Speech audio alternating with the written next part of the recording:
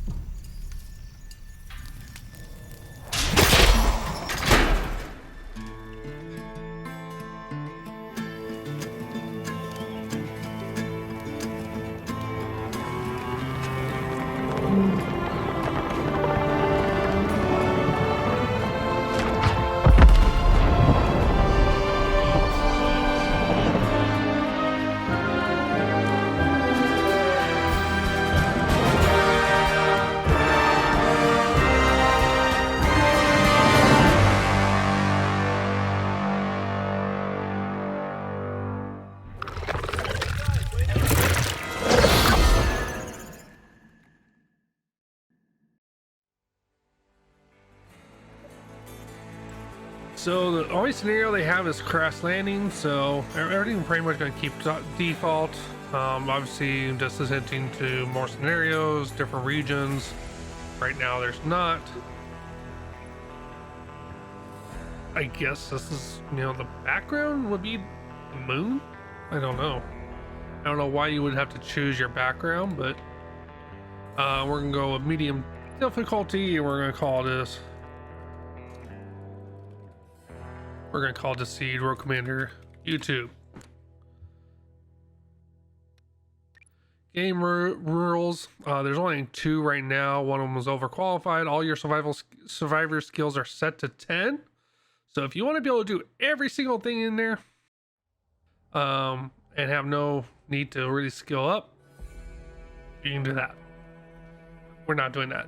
If you watch my Extreme Survival series, you know I'm not doing that.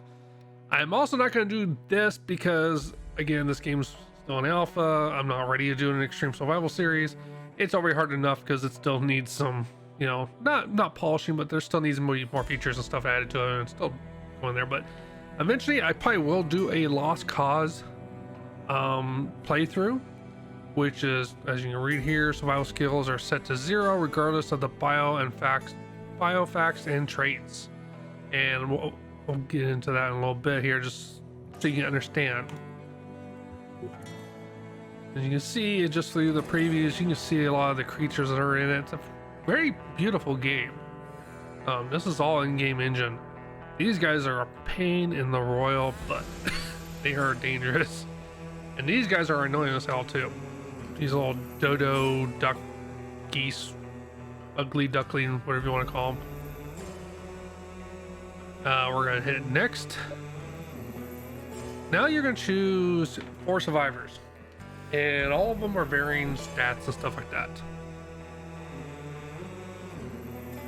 I've played with a few of them. I have an idea of what I like as far as my stats. Obviously, you want to make sure you have somebody that's a expert in something and not going to hamper you. Being different means they're not going to want to do it. They'll do it, but they're gonna suffer mood penalties from that every time you ask them to do it. So if you ask somebody to cook and they're indifferent to cooking, every time you force them to cook, they suffer a major penalty to their mood, and they'll have a mental breakdown and go berserk or go hide in a room, and you lose the ability to use that person for that time being. So I like using, so we're gonna go ahead and just clear this out. I do like using Samantha for two reasons. One, she likes constructing, even though she's very low. She's good at combat, and she's good at intellect. There's nothing that she's indifferent to. And she's also, and her work speeds 3 times when constructing devices of furniture. Now, here's the negative for her. She refuses to eat meat. So that means when you get down there, you're eventually gonna have to find plant-based meals for her to eat, because she won't eat any meat at all. You can't even force her to eat meat.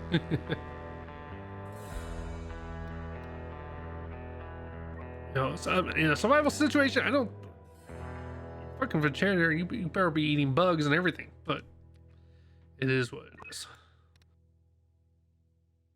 But that just means more meat for everybody else in this situation. If you know me, you know I go for the redheads. Laura's pretty good, especially when it comes to farming. I'm not sure if I want to go that way. I'm thinking about going a different way than the last 2 playthroughs I've done on my own. And I haven't like played through it. I just play a couple hours and I restart and do something different. I learned a little bit. Let's see, who do I want? I want to do. Now here's one that you want to be careful. So like, you want to make sure that you have nothing that's incapable. So like, literally, if you choose Daniel Shanks,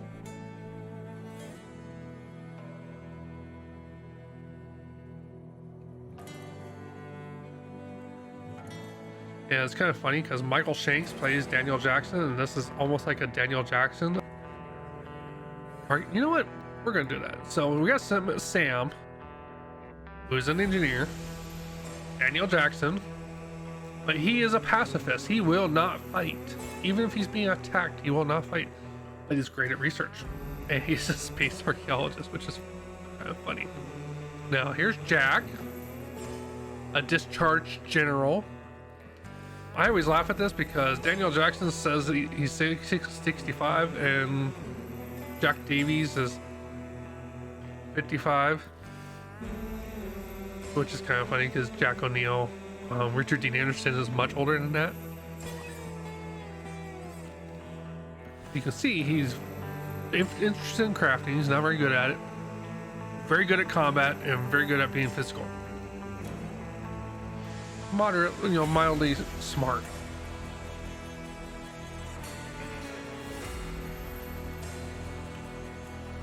Now, everybody chooses Talus, who's also the brother of Daniel, but his perks are very funny because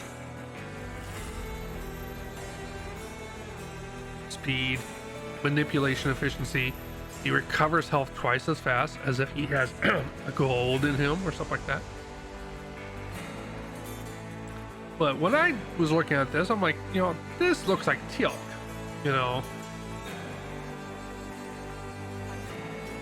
but it doesn't match. We're gonna do SG1 here.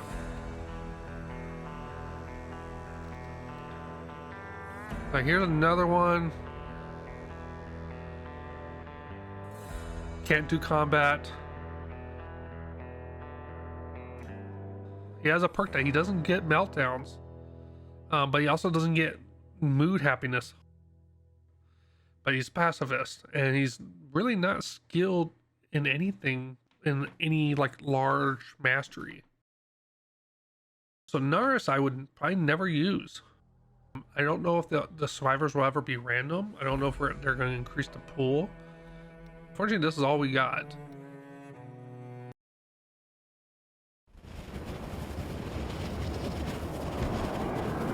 Mayday, we're going down. We're going down. Watch out for that mountain. Oh, we're just gonna hit the side here. Ooh.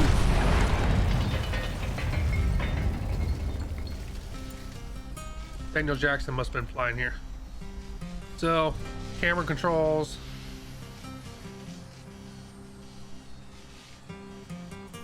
And all these are random locations too. I don't think any of the maps are ever the same, which makes sense. They're all seeds. I can say every crashing, one person will be sitting there crying. I have this pause, so we do have time controls, so you can speed it forward, speed it up. And there are resources on the ground. So you got, you know, your emergency rations on the ground. You got scrap metal. Scrap metal is very necessary. We have one weapon, so typically I give that to the best. And she's crying. I saw that drop. I was hoping not hurt. Not. Oh, she has smoke inhalation. So these will start to add up the more you're in combat or they get hurt. Like Jack O'Neill has cirrhosis, so he constantly has a permanent -10 health plus 10 to pain, so he has a mood debuff essentially. Daniel Jackson constantly has an irritable bowel. I wouldn't think he would have allergies because he's always, you know, Daniel Jackson sneezes when he travels, so I figured that would be. Talus, nothing other than right now he's smoking inhaling right now. So we can also scavenge these crashes. They take time, and then eventually you'll research to actually deconstruct them for more resources. Let me read this. So most of this terrain is passable, and all the stuff you want you can research. Like, we're really on an alien planet, so know what anything is or be able to harvest it. You want to observe it, which takes time to. I think observe is, you know, you're performing research in person on that object. So like we have these squash-like plants. We got some blade grass, which we can tell right away that's gonna be our hay if it was harvestable. Tall leafy plant that looks like corn. Trees. There's, you know, broadleafs, small broadleaf, which all, you know, the trees give you wood. Flying insects, we don't know what those are yet until we observe them. You got down trees, bushes, which you can tell gives you sticks. You got these, this blue-like stuff. I don't know what this is, but I always find these two plants on them, and I know what those are, but I'm not gonna say until we get to that point. And I really haven't done too much with these twisted plants. They are, you know, out there quite a bit. So let's see what else I can find here. There's these orange mushrooms. That's another thing you can harvest, but you have to research. You got orange mushrooms. There's glowing mushrooms. You got the flying bug. I think the glow mushrooms are the orange mushrooms.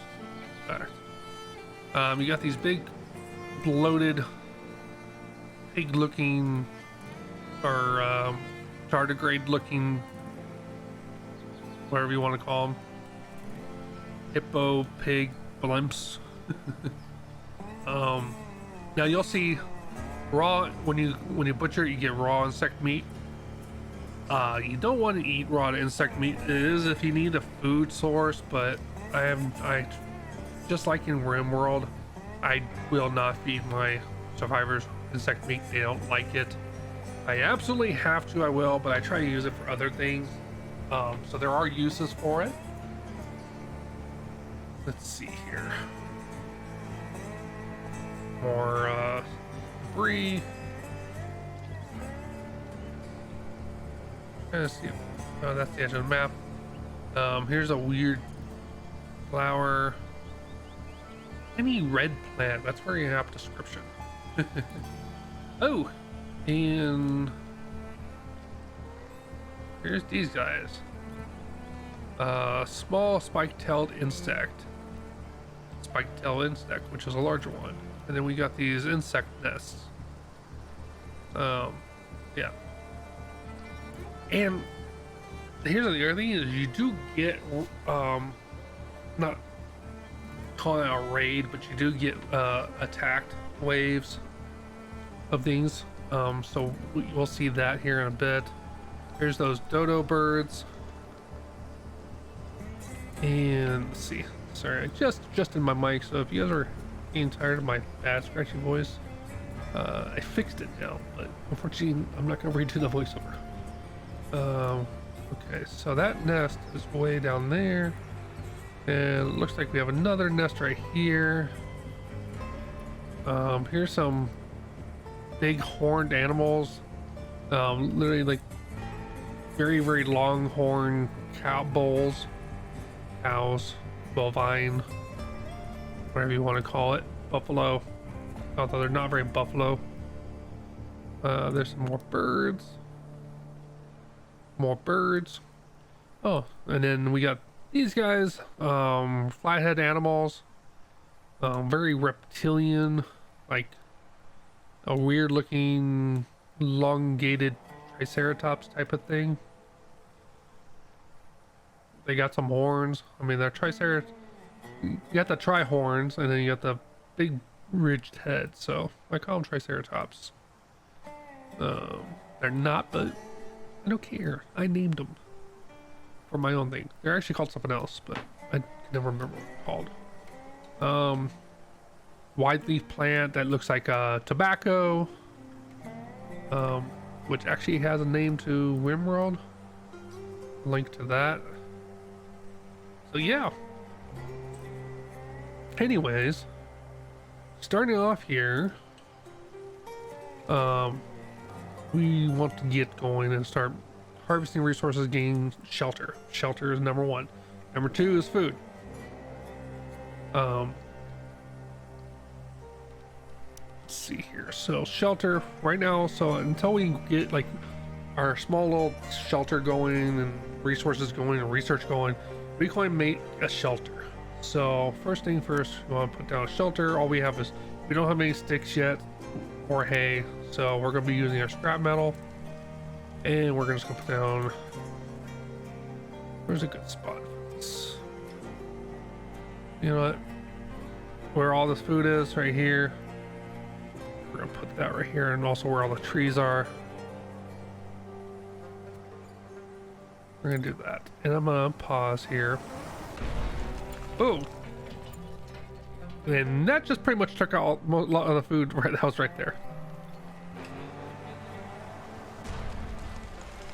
Oop. And another one. And these do crash quite often. Although this pretty much took up a lot of my real estate here. And look, I have 1, 2, 3, 4, 5 wrecks. 6, 7, 6, 7, 8, but at least 5 in my immediate area. But it's actually a good thing too, because I can salvage, get steel plate, get other resources from it that we will need. So I'm not like complaining about it, but I like to have, you know, uninterrupted places to build. All right. So now one other thing you can do, so like say if Samantha was like going berserk and you know, breaking stuff, you can't snap them out, but you can knock them out. Unfortunately, Daniel Jackson will not I keep on down Jackson. Daniel Shanks will not knock anybody out because he's a pacifist. So literally I have to use Talus or Jack to do it. So as you can see, Jack already put the scrap metal, or Talus already put the scrap metal, and Jack is going to build it. And put the roof, so you can see the roof on it. There is a roof on it. And this is just a basic shelter that, as you can see, I put the cursor in the upper corner here. It says outdoors. Okay, when I put the cursor in, you can tell what the conditions are in that area. This is under roof, so that means it's out of the elements. Things also don't spoil as fast when it's under roof, under a shelter. You're also not getting rained on, which is also survival 101. You want to be out of the elements. Granted, it's a open area, but and then we want to build some sleeping spots. Now, as you can see, I only have enough room to build 3. So what we're going to do here, and this is kind of a trick I've been learning. I don't know if this is going to change. You can stack these side by side, and as you kind of see here, that wall went away and it's now a joined section. And I'm going to do it a couple more times here. Now it's like that. And what I could do is camp.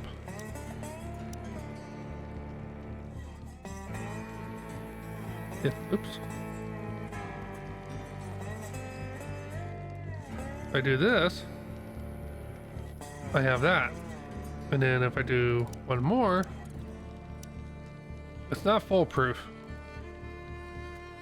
Now, see, now I'm locked in. I have no way to get in, and there are no doors on this type of structure yet. I have complained about it. I don't know if they're going to do it. I would love to have the ability, just like how it auto opens up, I would love to have the ability to blow out a wall, but you can't yet. So I'm going to go ahead and cancel that. Then I'm going to cancel this. And what I'm going to do is I'm going to do this. I'm going to rotate this around. And now this expands that out. And then I'm going to do this. So now I kind of have a room. As you can see, this is all considered under roof. Now, one other thing I like to do, I'll do one more. I'll do this. Now, here's a little bit of a conundrum. This is under roof, but this little hallway here is not under roof. It's outdoors. But everything over on this side and then here is under roof. But it's the only way to give myself a opening this way. Or what I can do, and you can always click on things and copy. I can do that too. That way everything is on the roof. And what I'm also going to do is now Samantha just had catharsis, so she's no longer crying. She got it out of her. She feels good about herself. I'm going to tell Talus to scavenge that. And I'm going to tell Daniel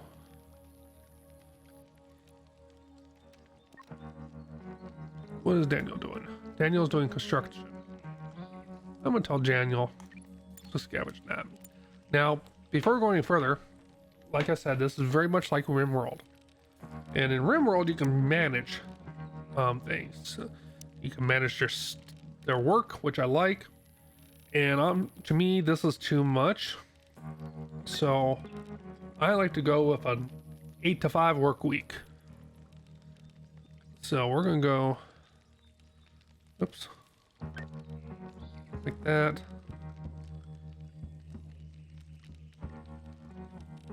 $8 o'clock to 1700, 8 to 5.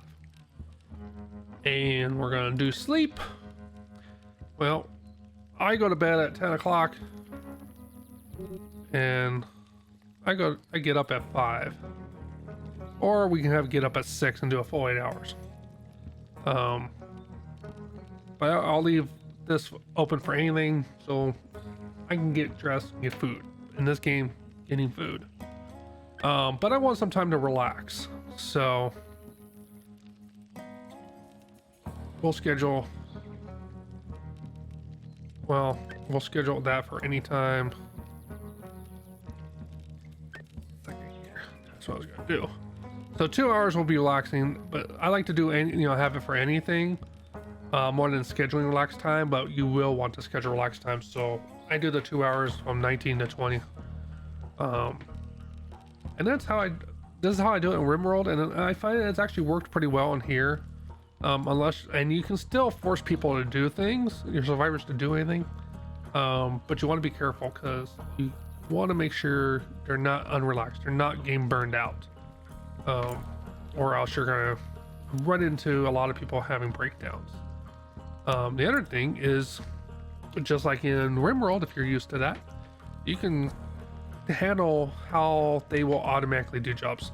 Now, because they may not be assigned here, you can still force them and override them to do it, unless they have a pre-notion to not wanting to do that type of work. You also want to be careful if they're indifferent, that you're not forcing someone to do work that's, again, they're indifferent to, which means they will take a negative bonus to. So, and the cool thing is, you can see right here, heal, everybody has 2, so I'm gonna make sure everybody can do healing. Handling, everybody's going to handle. This is very similar to like the basic tasks in RimWorld. Destruction. Now Samantha has a 1, Talos has a 1. Jack and Daniel, we're just gonna call them Stargate names because it's what I have in my head, but we'll say Daniel Jackson, Daniel Shanks, whatever, and Jack have a level 2, so they're better, a little bit more proficient. But Samantha, she's interested in construction, so I'm gonna make sure she does that because she's interested, which means she'll get an actual perk to, hey, I'm interested in this. I feel good that I'm doing this. And if I really wanted to, I can make Talos do it too, but I'm not, because I want Talos to have that open. I don't want him. This is in line of priorities, which means people are going to heal, they're going to handle, they're going to construct all before one another. So they're going to heal first, they're going to handle things first, or second, they're going to do construction next, and then hunting, so on and so forth. Now, Jack and Sam, they're the most talented in combat. Jackson, Daniel, he's incapable of it because he's a pacifist. He will not hunt. So, he won't be fighting, hunting down any Unas. That's a Stargate reference. You didn't know. And then nobody here can harvest. Nobody knows how to. However, I'm gonna make that only a Talos thing. Cutting down trees, Jack knows how to do it. Talos knows how to do it. That's fine. And if I really get hard on trying to get trees and stuff cut down, I'll make everybody do it. Planting, same thing as harvest. Nobody knows how to do it, but I'm gonna make it only a Talos thing. Scavenging, Jack is really good at it, which is scavenging and salvaging these wrecks. Jack is really good at. I shouldn't be having Daniel do it because Daniel's not really good at it. He has a 0, but anybody can do it, and he's not ready to do anything. I mean, technically, I can probably pull him off and have him do construction, and go have Jack do it, do the scavenging. So I can pull him off right now, scrap metal shelter, and I can tell, hey Jack, go do that, and that's what I'm doing. All right, back to activities. Scavenging, mining, same concept. Jack is good. Talos is good. Cooking, Jack is better than Daniel, but I'm gonna make Daniel do it, and Jack. But Jack is probably gonna be busy doing other things, so he's probably not gonna get to the cook priority before Daniel. So Daniel, you're gonna focus on cooking, and he's gonna level up in that. Crafting, Daniel's really good at crafting. Samantha's really good at crafting. Talos is really good at crafting. I'm gonna leave that as it is. Research, now Daniel's really good at research. He's a space archaeologist. I'm leaving him in at that. He's at a 5. Jack, he's a 3. I could have him do research, and to be realistic, he's probably not gonna get to that point. But I don't even have to assign him to do this. I can force him to do research if I really needed to, but I'm probably not going to. Because I also have Sam here. She's at 6. I'm gonna leave her, And if you know anything about Samantha Carter, she's a genius. And then Talus. Well, Talus is out of 5. I also have him prioritizing all this other work before that, so he's probably not going to get to it. And then again, if I really need to, or if I had 3 research stations, I can just force him to do it. And then the last thing is hauling items and materials to storages and devices. Now here's my only condition. I really wish I can reorder this, because I don't, hauling and cleaning in RimWorld is towards the end. I really wish I can prioritize this. One of the mods I use in RimWorld allows me to assign a number to the priorities. I wish to God I can do that, because I would put deliver as a 1 or 2 on one of these. Fortunately, there's no numbering system. I can't wait for mods or Frontier Games. Please allow us to put a numerical ordering system to this priority system. Be so great, but I doubt they're gonna listen to me. So anyways, back to this. Couple other things we got. So we did this, we got research again. We'll get more into this later, but priority wise, I'm going to tell you right now, you want to get lightning rods and you want to get weaponsmithing, and you're probably going to want, I always go for lightning rods first because it's the quickest one to get out of the way. It's 3 game hours, which at 3x it's not going to take very long, or 4x, or what do you want to call this, normal, 2 times, 4 times, whatever that is. So queue that up. We don't have a research test, so we can't do anything yet. We're going to. Next thing you're going to want to do is weaponsmithing. Right now, we only have 1 weapon, which is a pistol, laser pistol. We're going to want to build bows and spears. And unfortunately, Daniel's not going to use them, so we only have to build 2 more bows, or 2 crossbows, but we don't have any advanced resources.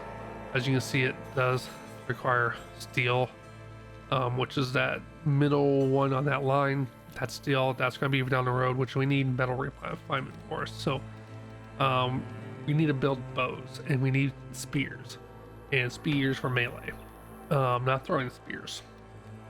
Another thing we're going to research next is construction. We want to get out of these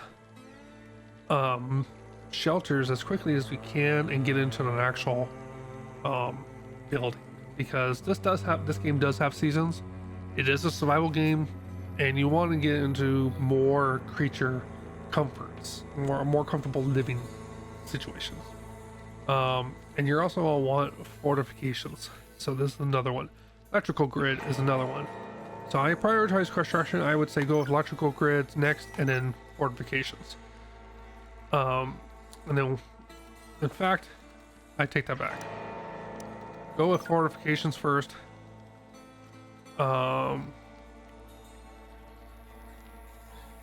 Really, electric grids are not going to help you right now until you have steel, so I would go with metal refinement first, before electrical grids. So that should be your first 5 research points right off the bat. Once you get metal refinement, you're going to want to get electrical grids, and then, trust me, go for tailoring, because your clothes are going to be degraded. And we're going to go through this. There's going to be more than 1 episode, so we're going to see why all these suggestions will play out. But anyways, we're not doing research right now, so that's not even in the consideration at the moment. All right, so I'm going to go ahead and unpause this. Actually, I'm going to repause it, and we're going to go through a little bit more. So camping, we got that. We got sleeping spots. Let's go ahead and get those down. And so if I just drop 1 right now without holding down anything else, it drops 1 down. You want to get used to holding shift if you're going to do multiples. So those are down. The other thing you want to do is get down storages, and you're going to want to get stockpiles. I use a mix of stockpiles and storage shelves.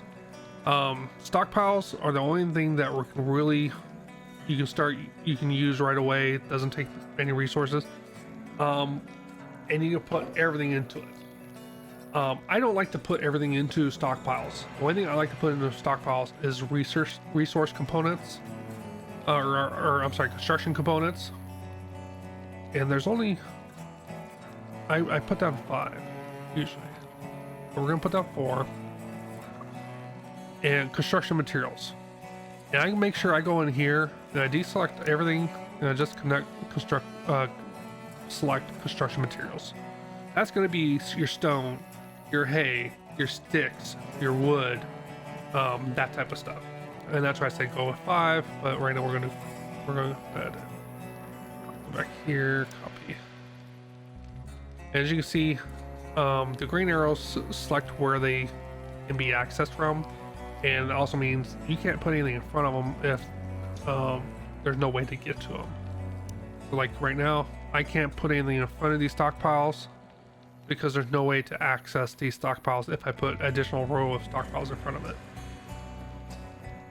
All right, now we have 5 of those. Now I said you only want to do construction materials in them, construction resources, so you want to use shelves for everything else. And right now, I feel things are kind of broken in this a little bit, because you can't break down shelves once you put them up.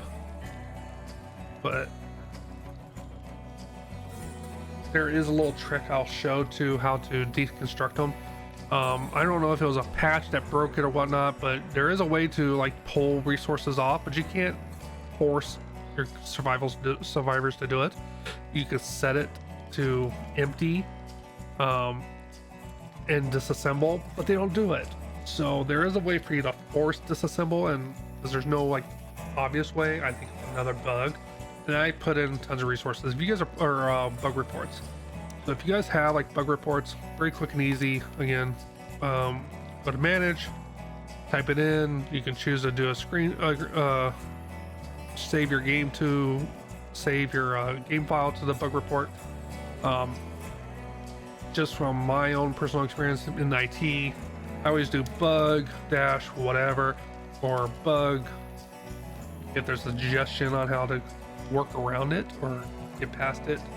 I do suggestion, or if it is just a suggestion on something that's annoying, you just do suggestion and then type it up, send a screenshot. And then the cool thing about this that I have never seen in any other game is because it takes the screenshot, you can draw right on it, so you can actually point to what you're trying, where or what it is you're referring to, which is really great.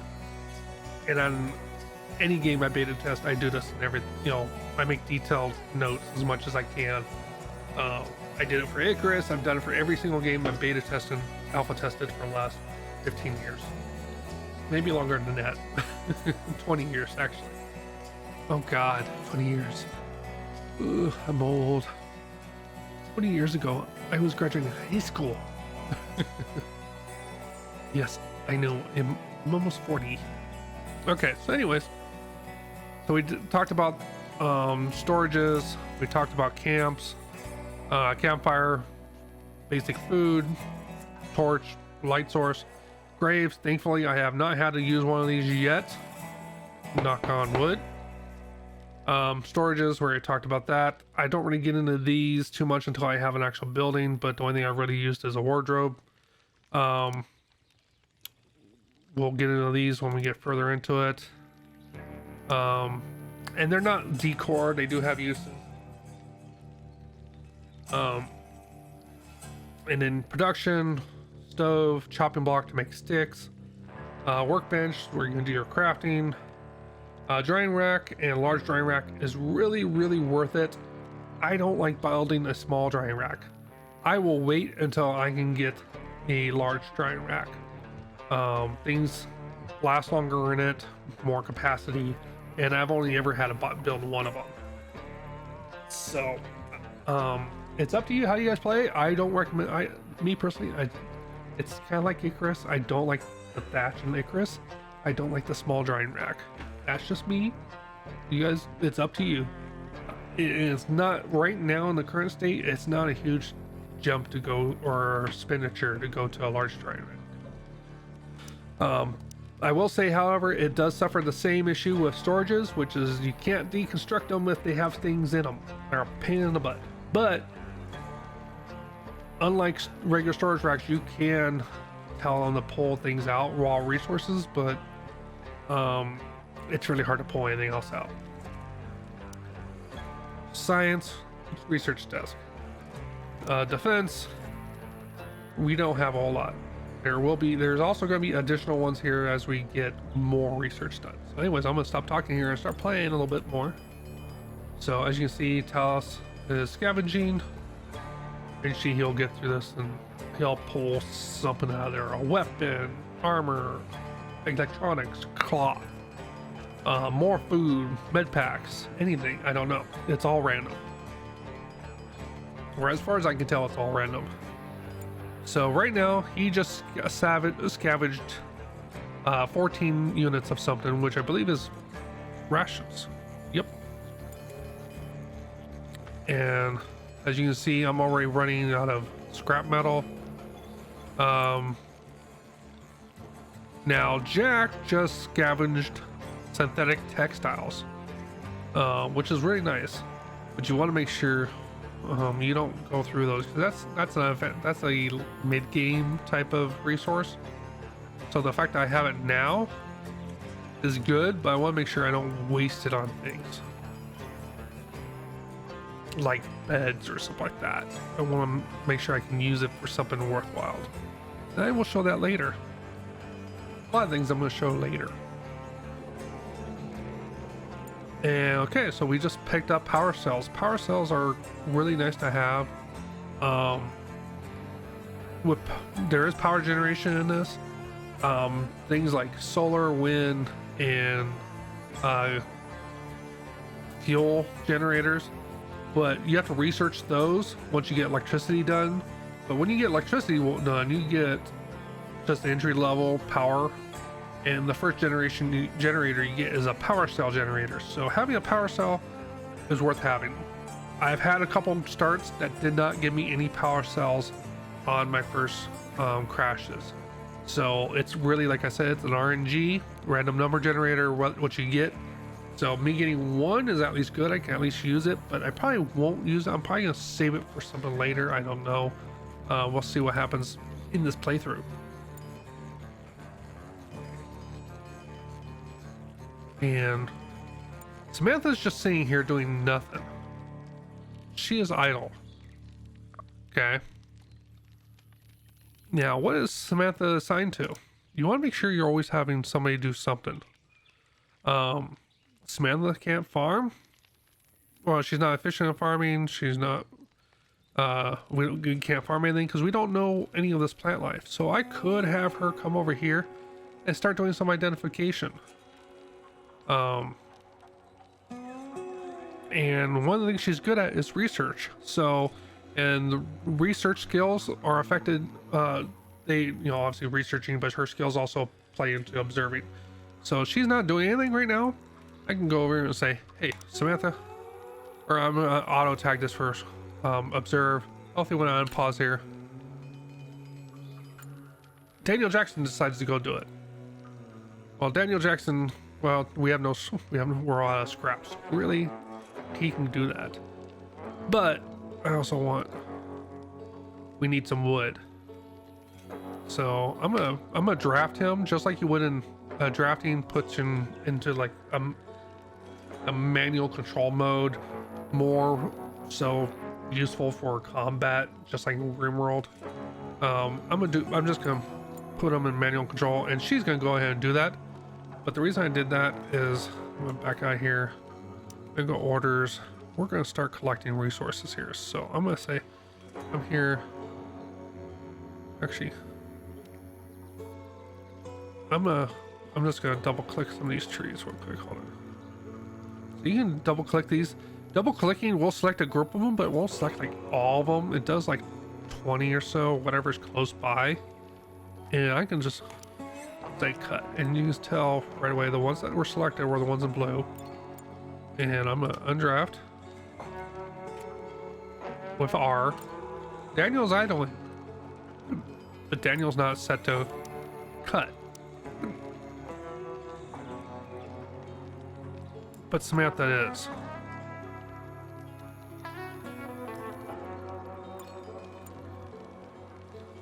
So now I gotta make a choice, and really it's early game. I'm just gonna say, go ahead and cut. It really doesn't take a whole lot to cut down stuff. Now she's gonna start observing. That takes time to observe, but she's also the best researcher. But then again, Daniel. And look how fast. Now Talos got done. He kind of got tired of scavenging. And one of the things we found is some boots. We found some more food. We found a battery, and we found textiles. But Talos, I want you to come back here and scavenge, because I need steel. And Jack too. Now he walked away mid scavenge, and fortunately you don't lose all that progress. It stays progress. So I'm gonna tell Jack, go back to it. And see, Talos was also there. Now that I also been forcing them to do things, you gotta watch their stats. This is where you see their stats, their health, their mood. Right now, they got a bonus to their mood, plus 50 determination. They're happy they survived the crash. Talos is in a little bit of pain because he has some smoke in his lungs. If we look at Jack here, Jack has both smoke in his lungs and liver pain. And if we go to mood, he still has that -5, same things. And he's also in good mental health. He's not at risk of breaking down.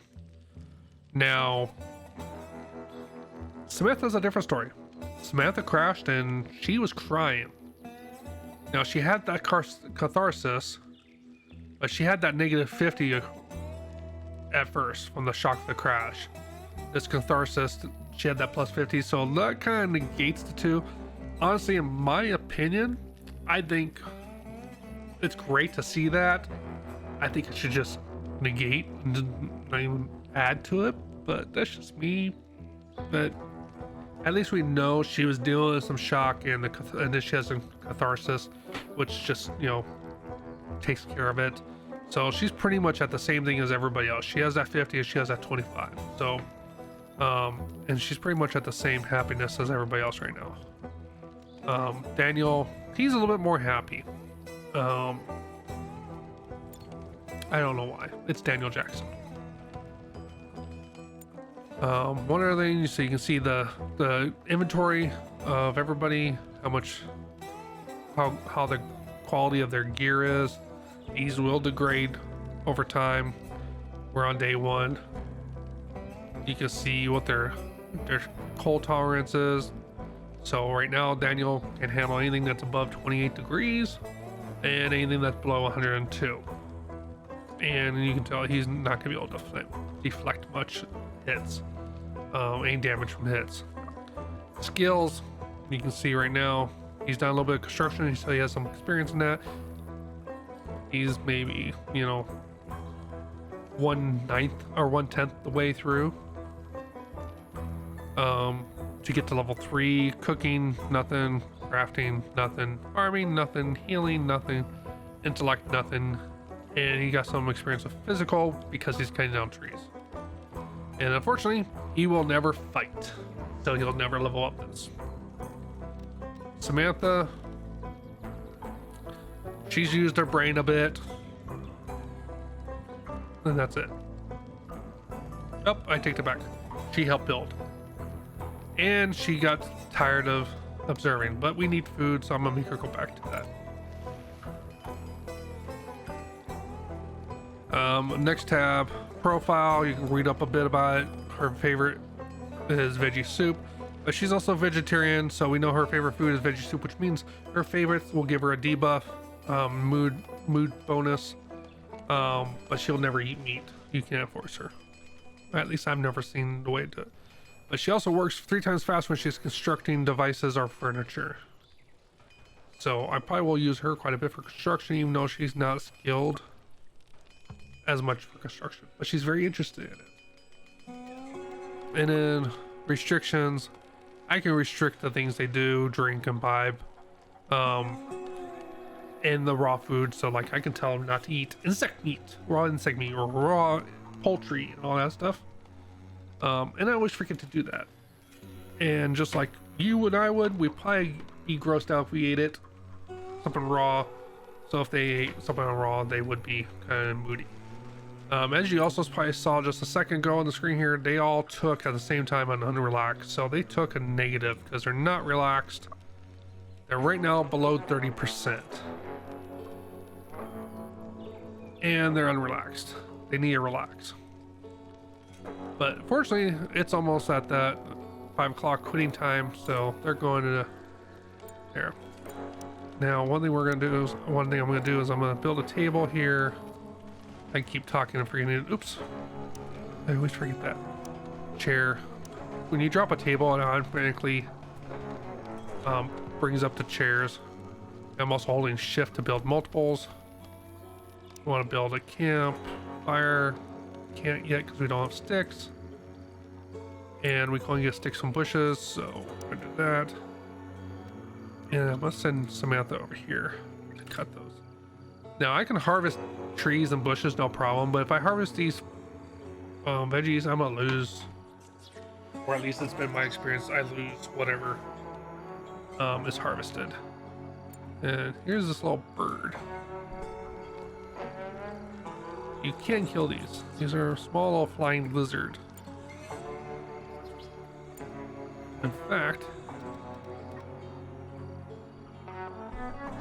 I'm gonna put Jack into, and I'm gonna have him attack.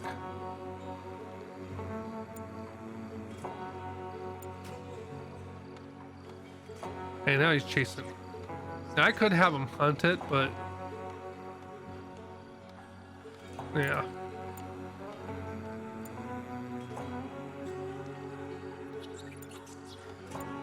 And Jack, I'm gonna have you come over here and construct a table, talus, construct that wooden chair, camp. Now that she did those sticks, we're gonna make a campfire, and we're gonna make a torch.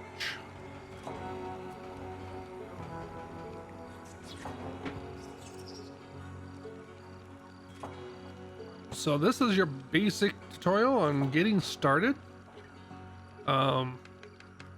We're gonna speed up here. This is day one. This is everything I get done in day one. First things you want to do right away. And see, they're already eating. It's 22 hours. They're gonna go to sleep. As you can see, Jack laid down, and then Daniel walked in and disturb them. So eventually, we want to get these guys their own rooms, or they're gonna constantly be disturbed every time somebody comes in. Here's what I said about the stockpiles. Scrap metal, sticks, wood. Now the reason I say this is because this stuff will not go on shelves. So you always want to have a couple rows for stockpiles, and then you want to have shelves for everything else, such as, you know, items, food, med kits, weapons. Eventually when you get into the storages, like store chests, you can put stuff like that in there. But as you can see right there, it says cannot fit large construction resources, which is this type of stuff. There's more than this. Nothing other than stockpiles will hold that right. I don't know if that's going to change, but it's worth investing. And I always make a special building just for it, but that will be in later on the game. So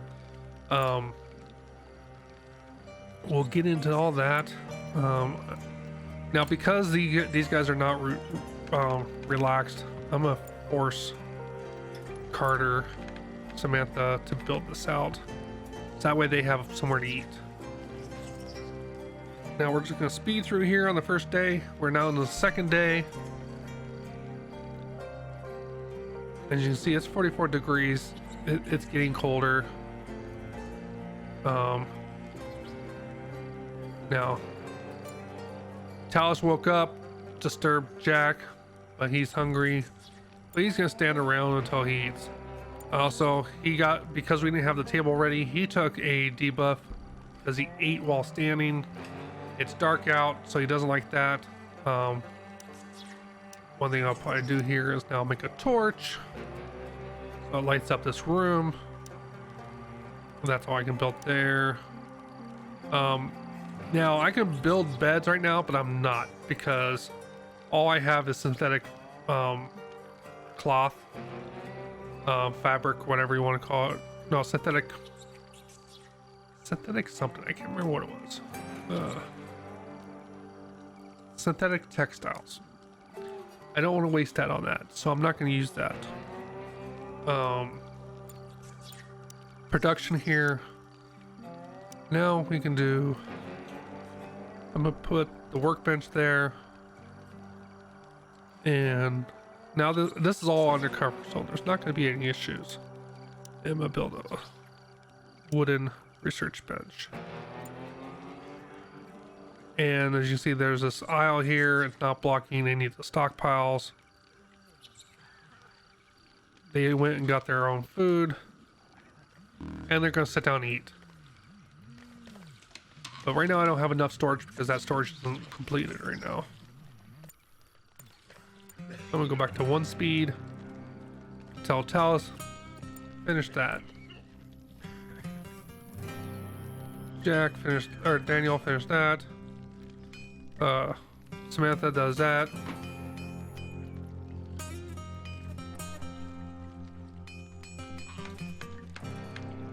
I want to get a few more things here before we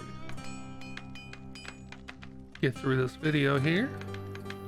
So storage is done. As you can see, there's no construction materials. This is everything I can handle category wise. There's a lot of 1-for-1, but as more items get discovered, this number will change. But unfortunately, it'll never have construction materials. That's why I say you want to make sure you have a row of these and just use these for construction materials and use everything else on shelves. Workbench. You do get, sometimes you do get a supply of med kits from the salvage from the crash site. You also sometimes get some cloth. However, I don't have any cloth. As you can see, the only thing I have is synthetic textiles. I don't want to use that. So you can tell, unlike in RimWorld, which is a bit of a pain to go in there and disallow certain materials, it's very easy to disallow materials that you want not to be used for crafting. So I can go in here and turn that off. And it's also very easy to say, well, I only want to make 5 bandages at a time. Once that 5's done, make no more. Make 5 and I can set this to make 5 until you hit 5. If you get below it, it'll make it until you have 5. Or if you do forever, it means it just keep on making them. I don't use that for this right now. I probably would do this for, like, steel, bricks, stuff like that. But I want to make some bandages, but I can't right now because I'm disallowing his textiles. But when I learn how to make other things, it will actually be on the workbench until then. So see, I hear not enough resources because there's nothing I have. You can tell the stuff I can use for it is leather. I think I know what the purple is, and then the white is cloth. Yeah, I believe the purple is stuff that I can get from these. Again, I haven't really had too much experience with this. Jack, I'm gonna have you make that campfire. Now research. That's there. Once Samantha's done or Daniel's done, they're probably gonna go, once they're done relaxing and eating, they're probably gonna do some research. Jack, I just forced it to make the campfire, which is, I'm gonna show another thing. Right now they're only eating survival rations. That's not great. They're not tasty, they're cold, or room temperature, outdoor temperature. If you ever had an MRE and you didn't have the heater element, it's not really good to taste. It's edible, but it's not something you want to eat. No, it's probably better than most things you'd be subject to. Okay, Jack just finished a torch but didn't finish this. Why? Because I don't have any scrap metal. So he tried to do it, he didn't have any resources. So right now I need scrap metal. And he was gonna go cut. How else is cutting wood? Well, the one cool thing you can do in this is I can actually set a queue. So right now he's cutting wood. I can right click or shift, hold shift, right click and queue a job. So as soon as he's done with that job, which could be, I think it's when he's done with this one tree, he's gonna go here and scavenge. If I did this with Daniel will finish that task of researching and then he'll go to whatever that queued thing was. I think Talos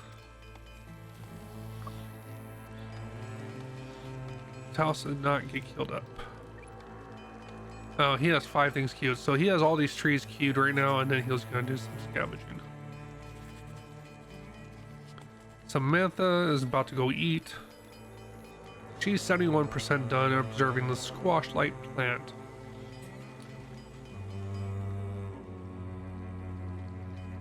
Daniel's almost done researching lightning rods. Now this is important because I learned the hard way. You don't, well, in real life you don't want to get struck by lightning, but in this game you don't want to get struck by lightning. And what I've found is the more often you get struck by lightning, the more debilitating it is, and you get like brain damage from it. So you want to have lightning rods to protect you, and this planet has some gnarly weather. If you play Icarus, it's very much kind of like that. You don't want to get struck by lightning. It's not like a flash storm in Icarus, but you definitely don't want to get struck by lightning. All right, now you finish that research. It automatically queued up weaponsmithing, but now Daniel is observing the squashite plant. Nicely done. They're transporting the stuff, and now Talos is going to go scavenge. Jack is delivering batteries because we finally have some storage to do that. Samantha is going somewhere to cut bushes, which is fine. That's fine. There's only, I think, 5 bushes here she's gonna cut. We need some sticks, which there should be quite a few on the ground here from the previous cuttings, unless I used them already. I don't see any. Oh, there's sticks. Oh, that's a flower right there. But yeah, here's some sticks. And there's an actual squashite plant right there. You can also go to these fallen trees, select cut. You can also double click on them, and it will auto select a bunch of them. So if you're like out of trees, you can start just going on the logs. Stone here, you want to eventually get those. If you click on these, you can tell what these creatures are on a basic level until you observe them. As you can see, these species are relatively peaceful. A living specimen could be observed and studied from a distance, and once you do that, you'll end up figuring out what its name is, or giving it a name. Which, like right now, we just discovered a new plant, which is those melons. This local vine plant gives large edible fruits, which have a tough peel. Pumpkins. Well, they're pumpkin melons. They look like watermelon pumpkins. It reminds me of, as I say that, I didn't even read this.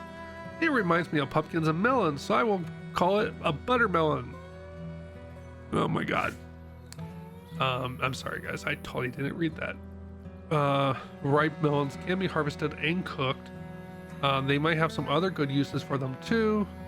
Unlocks harvesting of buttermelons and planting. So now we can farm and we can harvest all those. So we're gonna go back up here. So anything that has a red melon, we can go ahead and harvest. If I click all these and hit harvest, really it's only gonna put one of them because these two are not ripe yet. This one's at 94%, so this one's gonna be done, ready to be harvested soon. This other one is at 75%. However, there's a bunch more over here, so I can go here, auto click. It didn't grab these, so I can just go over here, harvest, and then we're good. Now, unfortunately, I don't have a harvest icon for these little stocky plants. That'll be the next thing I'll do. I will tell you now until we get further in the game, but just so you know, you want to make sure you're always doing something. You want to make sure you're always observing things that look like food, because just like in early times, food was scarce, and when it got cold, you can't grow anything. So just a hint, be sure to observe everything so you can harvest it and farm as much as you can. You don't want to go overboard, because I say in all my survival games, I play with survival minded, so everything has a cost, everything has a time. They say time is money. Well, in survival, time is everything. Energy is everything. Resources are everything. So use everything sparingly. You don't have a whole lot of stuff to use at the start. And even as you get further in the game, resources are finite. They're not infinite, they are finite, limited. So when you go into winter, you want to make sure you can get as much finite resources stockpiled and have enough to get through. Now, farming, you can keep farming until it gets cold and things can't grow, but again, time is finite, so you only have so much time to get things. In my Space Engineers series and my Icarus series, I am exactly the same way. I see a lot of people, they try to do a survival series and they build these big grandiose things, whatever, buildings, ships, whatever, in a realistic environment. You're not going to spend that much resources on it, because it's survival. That's why I do extreme survival type of stuff, and that's why I love these type of games. I love RimWorld, but RimWorld doesn't, I'm gonna do a series on that soon, but I like this because it's a little bit more up to date. It gives you a little bit more graphics, a little bit more fun to look at. So, and it's new. So anyway, that's day 2. Let's see here. We're gonna harvest that. Apparently we found some scrap metal while I was talking. I wasn't paying attention. We also have some bad power cells. We got some sticks, wood.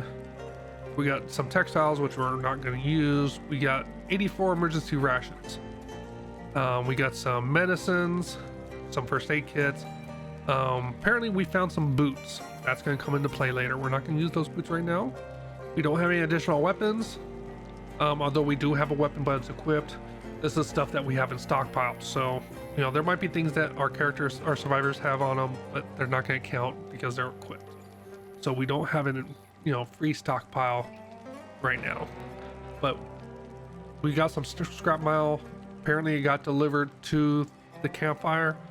I'm going to have Jack go over here, construct campfire. And I'm going to give you the next step of things you want to look at doing. Now, if you ever play RimWorld, having a variety of food options is very important. So you want to go here, and campfire is going to do quick recipes, meaning your soups and heating up food. So as soon as you get this campfire down, you want to have food variety. So eating regular emergency rations don't really taste good. You want to queue up cooking some emergency rations. Now, Samantha will eat emergency rations. Everybody will eat emergency rations. So I always do. Well, I was doing 2 of those, 4 of those. The reason being because it's a 1-for-1 situation. So 1 emergency ration equals another cooked emergency ration. So you want to do 4 of those. You also have to be careful on how quickly those spoil. So you don't want to make too much of something. You don't want to cook too much of something, because they will spoil. In an open, if you had your shelving out in the open, they will spoil really quick. When they're under sheltered, they will spoil less quicker than if they were outside. If they were in a refrigerator, if they were frozen, obviously much longer length of time before they go bad. So now that we have some melons, we can also make some veggie soup, which is Samantha's favorite thing, and everybody else will eat veggie soup as well, and they'll probably eat that when they're in the mood or not want to eat emergency ration or cook emergency ration. So I'm just gonna make 2 of those, and as you can see, it's a 2 for 1. This will make 2 soup for every one thing of it that you cook makes 2 soups. Their way of saying that. So this will make actually 4, I think. Yeah, you cook it 2 times, it'll put 4 in stock. And Daniel is actually cooking some, and then we can also put this in priority too. A higher priority to do veggie soup over that. And because I changed it now, Daniel gave up on it. Daniel, go back here, cook. Because I had raw food, the buttermelons, Jack tried to eat the raw melons and he took a negative to that. He didn't want to eat emergency rations, so he wanted to eat something else. This is another reason why you want to make sure you have a variety of food, and especially cooked food. That must speed things up here. Sitting down, allowed them to relax. This is also why I gave them an anything, so they can go do things to relax. So they'll go take a walk. Sometimes that's their favorite activity to do. Like Callus is walking, Jack is walking. They all took perks to having a pleasant walk. And now, since Daniel made that first batch of vegetable soup, as you can see, he's transporting 2 things of soup for 1 time of cooking. And now he's gonna sit and eat some soup, and Samantha's gonna have some soup. Jack is gonna go do some scavenging. Everybody else is gonna go to sleep. And apparently, I didn't realize this, Daniel's favorite food is vegetable soups, and his favorite thing to do is taking walks, which means he gets actual more bonus for that. Jack's favorite meal is grain porridge. We don't have any grain yet. And doing target practice. If I had something to set up a practice he will shoot at, and he'll be more energized from that. Samantha's favorite thing is, we already know, veggie soup. And unfortunately I don't have any armchairs, but Talus's favorite thing is sitting in an armchair. That's kind of like a later early game thing. If I show here, armchair, but we need some cloth or leather to make that. All right, so Jack did as much of that scavenging as he wants, and he's going to go to bed.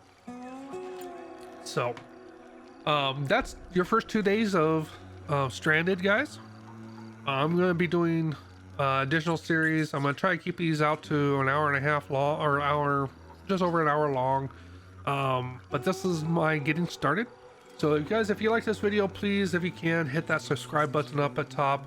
Also, please do follow me on Twitter for all my updates, twitter.com/RogueCmdr. I will be streaming this on YouTube going forward. Each episode will be about an hour and a half going forward from here. I am streaming on Twitch, but all my survival games are going to be here on YouTube in a VOD format or a stream format. Space Engineers is going to be live streamed here on YouTube and edited thereafter in smaller episodes that are more easier to watch. So, as always, guys, love each other, fight hard, be safe. I will catch you guys all later. Thank you guys so much. Have a good one.